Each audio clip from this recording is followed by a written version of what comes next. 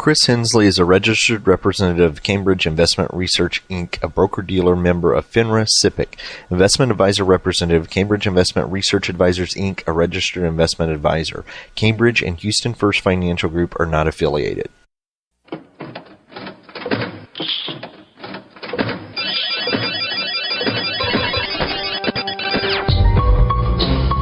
The Houston Midtown chapter of the Society for Financial Awareness presents Money Matters with your host, Christopher Hensley.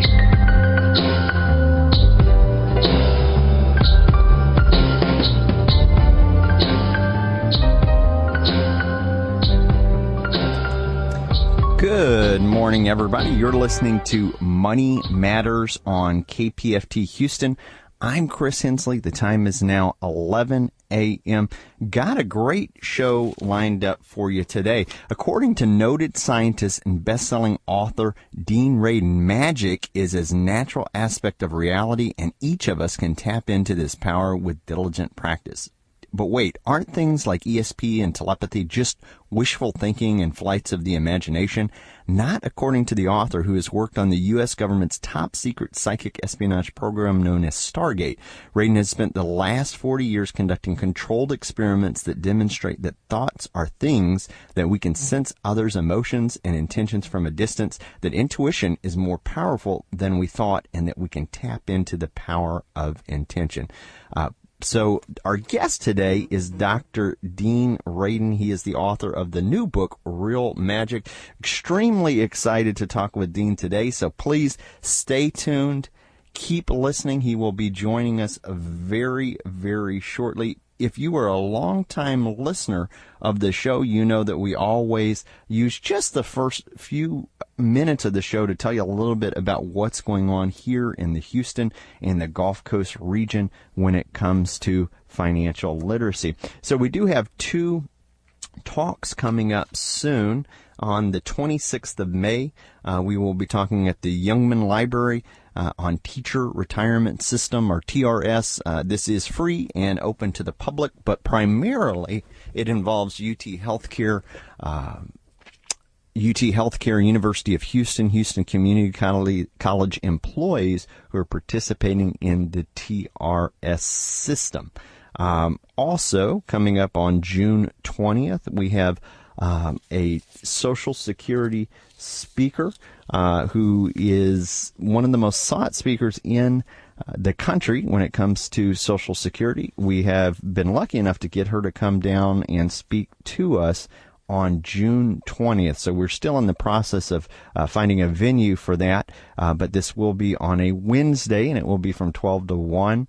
We'll talk about Social Security and Medicare as well. So please stay tuned. Keep listening for more details on that. We did make our way through Financial Literacy Month, or here in Houston, it's known as Houston Money Week. And so it's May. We are now in May. Houston Money Week is almost a done deal. There are some events that have actually bled over into May. And so I do encourage people to go out to the website, HoustonMoneyWeek.org, to find out what free financial literacy classes are available for you. And with that, let's go ahead and get Dean on the line. Dean, are you there? I'm here. Excellent. Well, thank you so much for joining the show this morning. My pleasure. Well, so I kind of start the show the same way. So what I'll do is I'll share your bio for listeners so that they can get to know you just a little bit better. And Dr. Dean Radin is the chief scientist at the Institute of Noetic Sciences, or IONS, an associated distinguished professor of integral and transpersonal psychology at the California Institute of Integral Studies. His original career track as a concert violinist shifted into science after earning a BSEE in electrical engineering, magna cum laude with honors in physics from the University of Massachusetts Amherst, and then an MS in electrical engineering and a PhD in psychology from the University of Illinois Urbana-Champaign. Whew, okay, that's a mouthful. Well, Dean, thank you so much for joining us today. Can you tell us a little bit outside of the bio for listeners, share something about yourself for listeners to get to know you just a little bit better? Well, I have a pretty traditional educational background, and I early on worked at Bell Laboratories I was at Princeton University, a few other traditional places, but my career for the past 35, 40 years has been anything but traditional. I use the tools and techniques of science, which is what I was trained in, to study unusual experiences, psychic experiences, mystical experiences, and all of them are related in one way or another to the nature of consciousness. So consciousness research is what I primarily focus on, and there's much to be learned about the nature of consciousness. Absolutely. I'm super excited to talk to you about this. And before we started the show, I kind of a full disclosure with the audience here. At the end of Houston Money Week or April Financial Literacy Month, I got on Audible, and I had kind of a finance fatigue there. So, okay, what am I going to read that's going to put me away from the finance for a little bit? And in April, Art Bell passed away, who was the host for Coast to Coast. And so let me check out this book, Real Magic. I got finished listening to it, and I want to say that this is a fantastic book, and we're kind of do a deep dive into it here. Why did you write this book? Well, that's a very good question. A related question is that this is a book on esoteric magic, meaning it's not Harry Potter and it's not Harry Houdini. It's the real stuff. Why would a book on this topic be endorsed by 2 Nobel laureate scientists and a former program director at the National Science Foundation and many other very prominent scientists? And the answer is that it turns out that when you look deeply at the history of magic, you find that magic turned into what we currently think of as science. That if you go back far enough in history, even only 500 years, we hardly understood anything collectively. And eventually we saw that there are certain regularities in the world, and that turned into what they called natural magic, certain lawful regularities and phenomena like magnetism. And it eventually became terms like alchemy, which turned into chemistry, and astrology, which turned into astronomy, and so on. So the history of science is very closely related to the history of magic. But when you look at it a little bit more closely, a scientist today usually would say, well, magic is just superstitious thinking. It's wishing for things and wanting them to come true. If you go back into the medieval times when people were working with the beginnings of chemistry and the beginnings of the pharmaceutical business, and all of those beginnings all still considered to be magic, all of them had a component which has been left out of science. And that component was the consciousness of the practitioner, which turned out to be an extremely important piece. So I became curious, well, why was that left out? Because anybody doing alchemy would understand that the intentions and attention of the practitioner was as important as the materials themselves. The same for people doing herbalism, which turned into the pharmaceutical business, or astronomy even, and astrology. So because I've been studying psychic phenomena for a long time, mostly in the laboratory, it occurred to me that maybe what we think of as magic today actually is a component of future science. In other words, science has not yet caught up to these kinds of phenomena associated with consciousness, as chemistry kind of left that aside and the pharmaceutical business left consciousness aside. I think given where we are right now in science, if you look at the leading edge in science, in many different disciplines, what you find is an inkling that we are indeed moving toward a future science where it will look a lot more like this ancient form of esoteric magic than we currently can appreciate. I love the examples that you give of things that people might not have thought about, but astrology leading to astronomy, alchemy leading to chemistry. One of the things that you write in the book, you say magic didn't disappear with the rise of scientific worldview. Can you give us some examples of how that has progressed? Well, we are saturated with magic all the time. The act of prayer is a form of focused intention. Well, that is very clearly part of the esoteric traditions. Most religions require that some form of magic, and I'm talking about esoteric type magic, that it requires that it exists. For example, the Catholic ceremony of the Eucharist is very explicitly a magical ceremony. Within most religions, there are only certain people who are ordained to be able to do the magic, but you can see that as, in a sense, as a form of social control, because the magic itself is just a force of nature. It's like lightning. How you use it and under what context you use it is something that humans decide. So within religion, magic is an acceptable thing, but if you do it outside of that religion, that particular religion, then it's considered to be demonic or something like that. So I think what we're dealing with here is, as I said, something like a force of nature. It simply is something associated with consciousness. Our consciousness is probably more deeply embedded into reality than we ordinarily think, and so that's the way that I think about it. One of the things that and we're going to kind of jump around a little bit here, but one of the things that you talk about in the book that I've been interested in for some time is the phenomenon of remote viewing. Can you talk to us about this? Okay, so remote viewing is a modern euphemism for clairvoyance. It means the ability to perceive unconstrained by the usual limitations of space and time. So clairvoyance usually is thought of as perception across space, but it's also perception through time, and we sometimes call that precognition. So in the magical tradition, there's a practice known as divination, which the image that comes to mind are things like mirror gazing and looking in a crystal ball or working with tarot cards, that sort of thing. So it's a very popular practice, but all of it was associated with the idea of looking through space and time. In the modern world, we have experimental methods to see whether that's a real thing, is it a real skill or not. The answer is yes, and I talk about that in the book a little bit. But more important than is it a real thing is the question of is it pragmatically useful? And there the answer also is yes.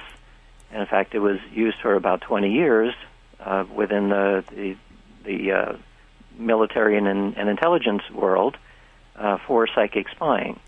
Because as you can imagine, if you can perceive through space and time, that would be quite useful for espionage, and that's indeed what it was used for. And that is non-disputable. I mean, people can look and go back and see that there was budget dollars allocated towards this concept of remote viewing. Now, whether it's a thing or not, you have actually done some scientific experiments. Can you tell us some of the data behind that shows, or talk to us about some of the scientific data? Do you mean specifically for remote viewing or for other phenomena? Sure, either or. Okay, so it's a little easier to describe how a telepathy experiment would work. Okay, perfect. So telepathy is the idea that one mind can perceive something about what's going on in another mind. Typically, the word telepathy itself means feeling at a distance, and that's usually the way that this goes. It's not that you get somebody's thoughts; you get more about a feeling that they have or something about the context that they're in. So in the laboratory, what you do is you take a pair of people, you assign one to be a sender of information and one to receive the information. Beforehand, you prepare a series of targets, usually in groups of 4. These would be like 4 photographs. The photographs would be as different from each other as you can manage, different contexts, different pictures, different colors, and so on.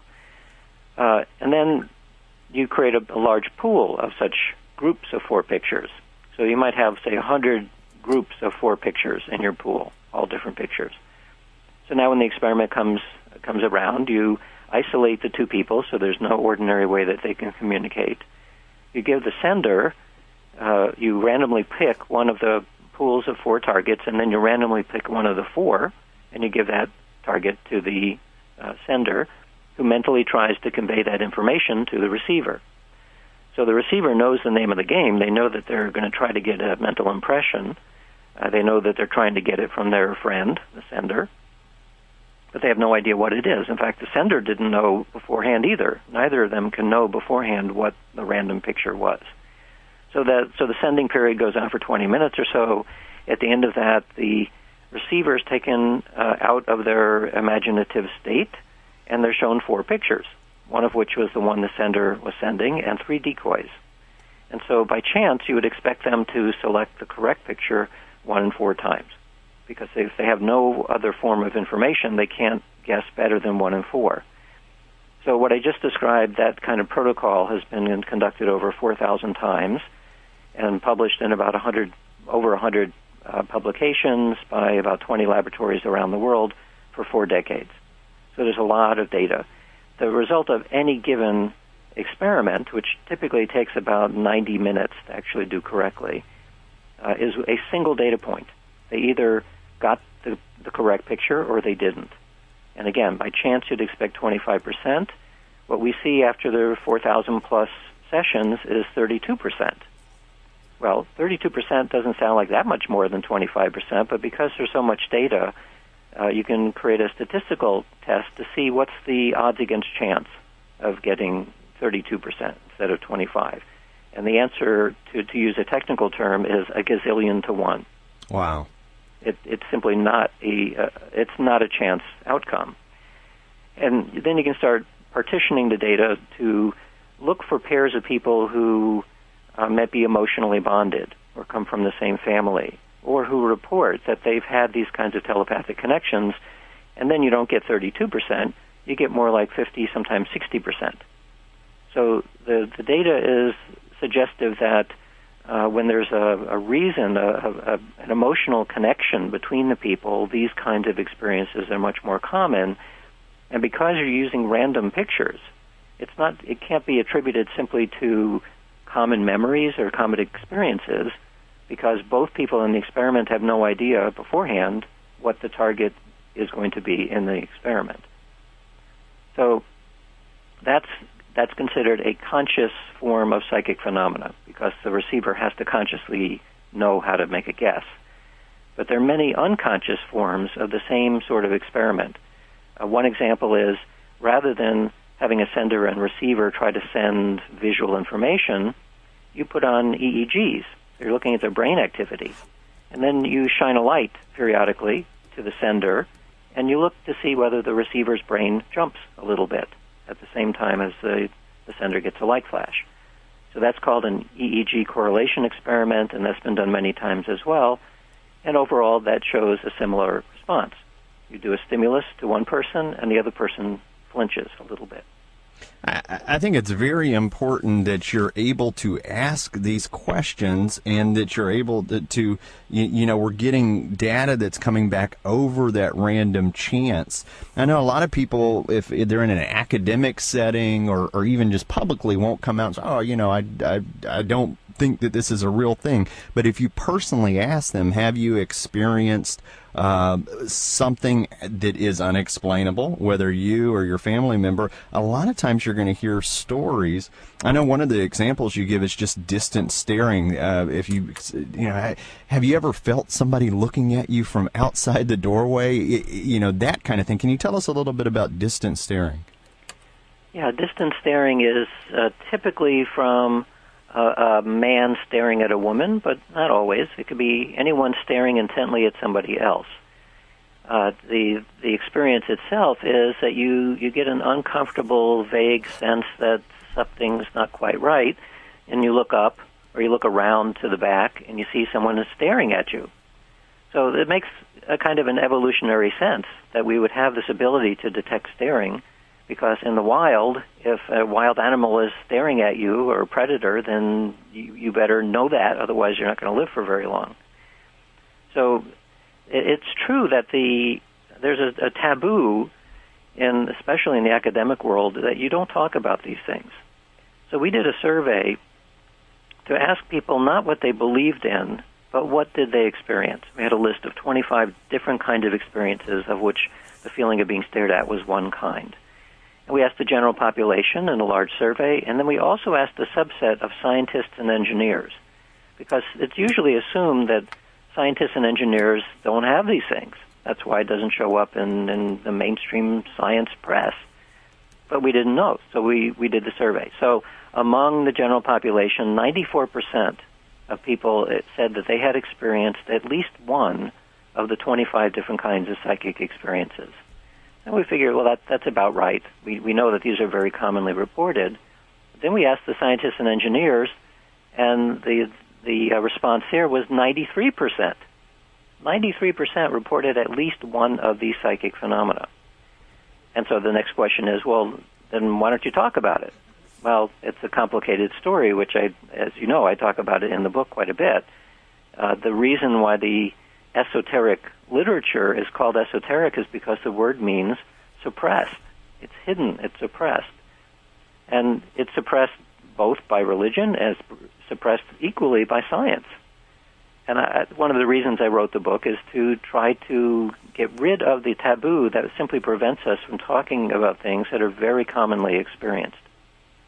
Well, I love the ability to ask the question. I'm just going to, you said 93% of people, including scientists and engineers, say they've had some kind of psychic related phenomenon happen over their lifetime. I know myself, my grandfather grew up on a ranch in Texas as a boy, and one of the ways that they found water was using a dowsing rod. That was just, and there was nothing weird about it. That was just one of the things that they did.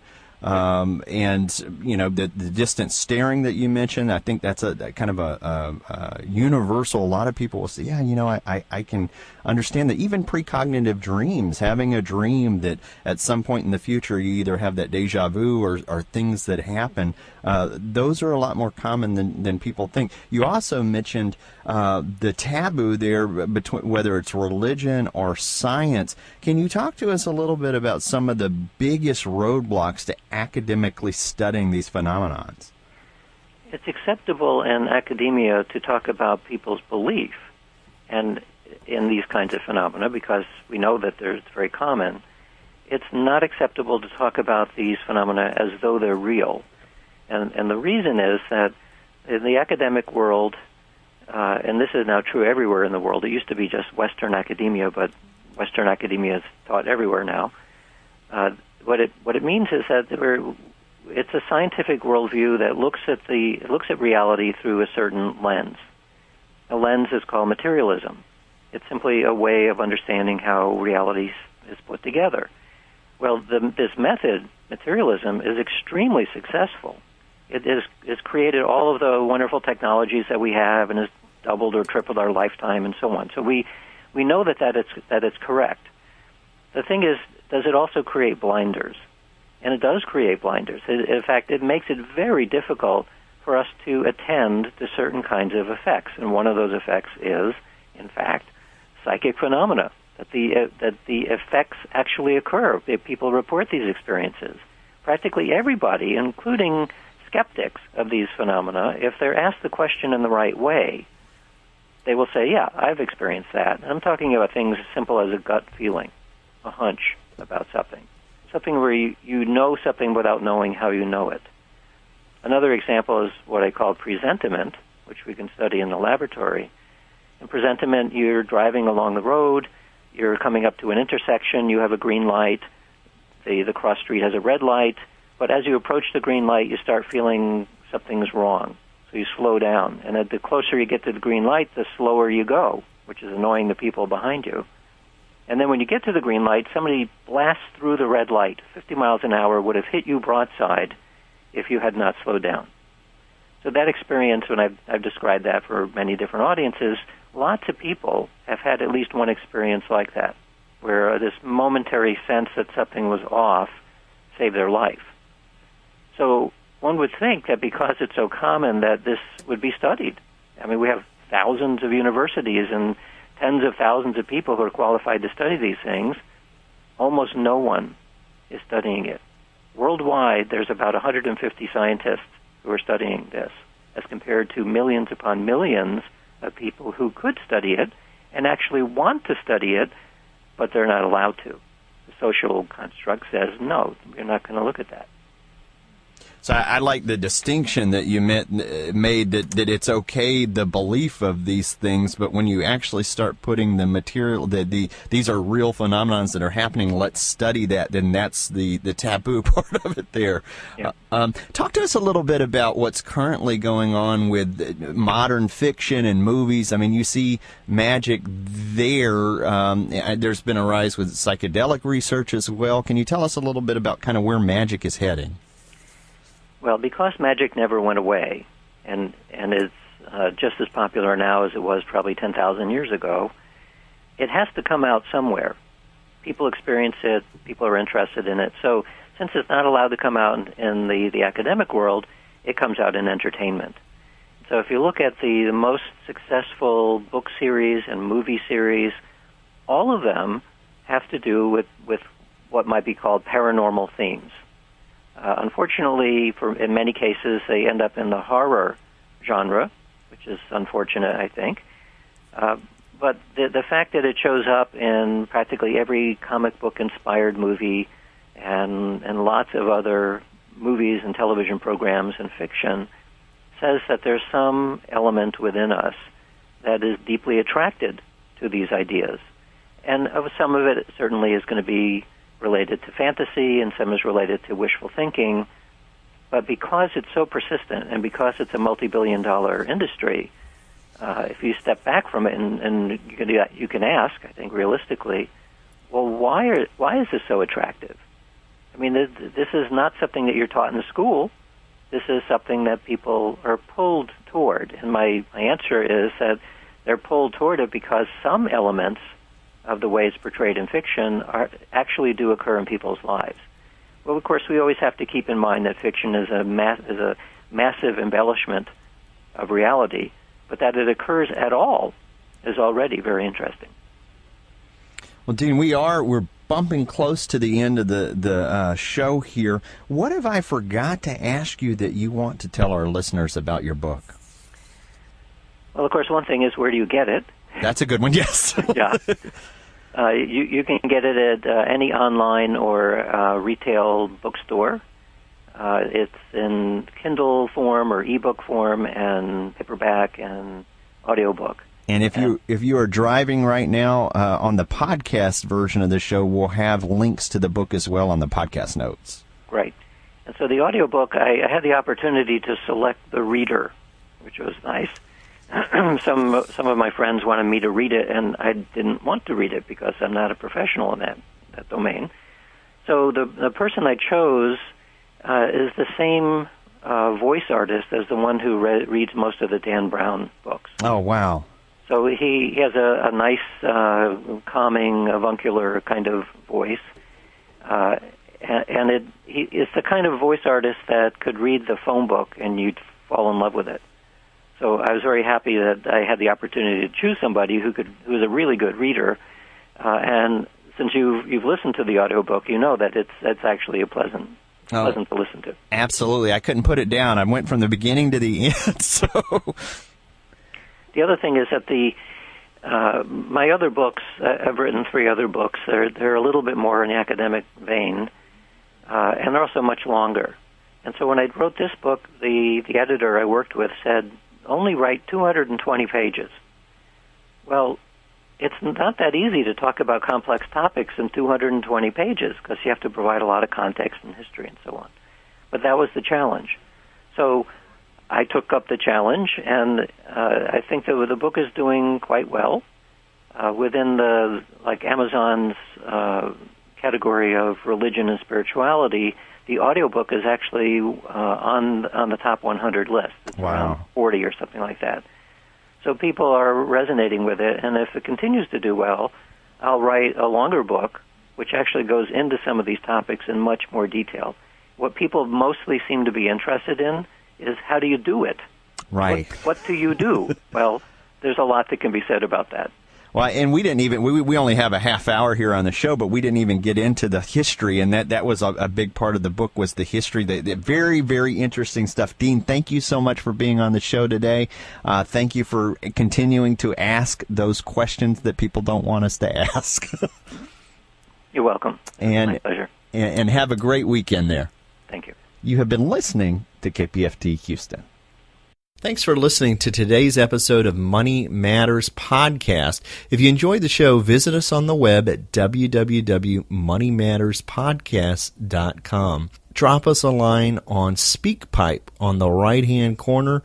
It will receive any voicemails, questions, thoughts, concerns that you have about the show. In addition to this, we recently launched a Patreon campaign. Click on the Donate Now tab to hit the tip jar and find out what Patreon's campaign is all about.